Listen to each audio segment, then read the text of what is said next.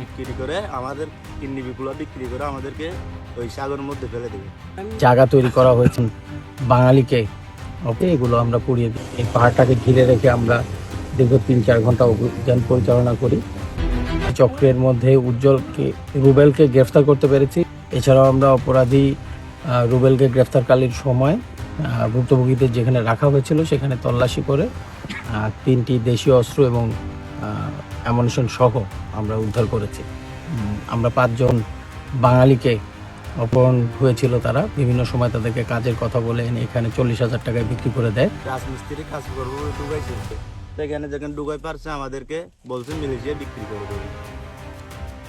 এই 3,60,000 করে নেবে, আর না দিলে বাড়িতে কল করে টাকা নিয়ে দিলে কিডনি বিক্রি করে আমাদের কিডনি বিপুলা বিক্রি করে আমাদেরকে ওই সাগরের মধ্যে ফেলে দেবে। আমি রাজমিস্ত্রি কাজ করে দিই, এই আমারে রিসিভ করছে, রিসিভ করে এদিকে নিয়ে এসে আনার পরে বাদ দেন আমাদের কিছু বললে মারে পিটাই, বলছে বাসা থেকে 3 লক্ষ টাকা করে আজকে বল দিয়ে টাকা আনবে।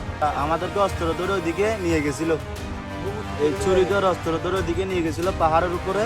কারো বাসা থেকে টাকা পাঠাইছে,